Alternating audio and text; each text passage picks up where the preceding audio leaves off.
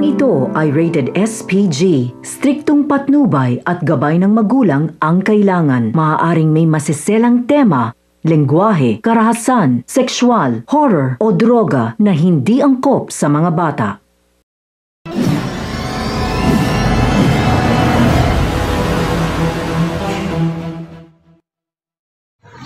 Magandang hapon po Pilipinas, magandang hapon po Batangas. At dito po sa siyudad ng Santo Tomas City, Batangas, Barangay San Bartolome, Santo Tomas City, Batangas.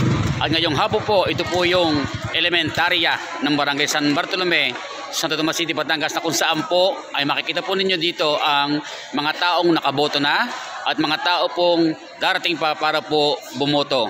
A few moments later. At makikita nyo rin na marami pong mga taong nakaupo pa sa mga upuan at sila po ay matiyagang nag-aantay sa hapong ito. A few moments later.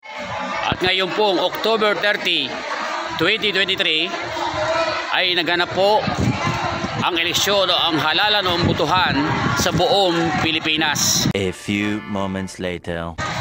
At mula po kaninang umaga hanggang sa ngayong mga oras na ito ay meron pa rin po mga bumoboto dahil hindi pa po tapos ang oras na itinakda upang tapusin ang pagboto at ipadlock po ang gate. At patuloy po silang dumarating po yung mga tao para sa sila po ay maghalal ng gusto nilang tao na ibig nilang ilagay sa posisyon bilang kapitan, bilang mga konsihales, bilang mga SK chairman at konsihal ng SK chairman. A few moments later. Ito pong eleksyon 2023 ay marami po mga naganap na pagbabago. Kagaya po ng mga tarpulin, bago po magkaroon o dumating yung araw ng eleksyon o ng halalan o ng paghura ng mga tao ay pinatanggal na po at nagkaroon po ng paglilinis. Dito sa barangay road na ito. Na ito po ay nagkaroon po ng paglilinis at tinanggal po yung mga tarpulin at tunay nga naman na bago po humapon ay malinis na ang barangay road ng Barangay San Bartolome. A few moments later. At napansin ko po ay isa po na nung una ay pwede po magbigay ng mga traheta, ng mga prapernalya ng mga kandidato. Subalit ngayon pong halalan 2023 ay bawal na po ang magbigay ng ganitong mga uri ng mga prapernalya. A few moments later. At ang isa rin po ay pagdating po ng alas 3 ng hapon, may darating man na botante para bumoto ay hindi na po makaboboto. Once na ang gate, ang susi ng gate ay ipinadlock, hindi na po makakahabol yung paparating na boboto para siya po ay maghalal ng napupusuan niyang tao. A few moments later.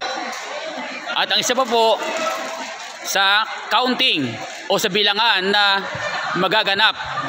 Ito po ay ngayon lamang nangyari at mangyayari na ang counting o ang bilangan magaganap ngayon ay tanging ang kapulisan ang naririto sa loob ng school na ito at ang mga poll watcher ang siyang matitira sa mga room at halos lahat ng tao ay palalabasin sa gate. A few moments later. Upang magkaroon po ng matiwasay at talagang mapayapang bilangan. So yan po ang mga pagbabago na ating mararanasan ngayong eleksyon na 2023. A few moments later. At ako po ay naniniwala na ang bawat ihahalalang tao, ang bawat mananalo at magwawagi, sila man po ay maglilingkod ng buong puso, ng buong tapat sa lahat ng kanyang masasakupan sa mamamayan po ng bawat barangay. So yan po, magandang hapon po sa inyong lahat. Ito po ang inyong kaibigan, kabayan, kabalikatan, Kuya Egan Makata ng Santo Tomas City, Batangas.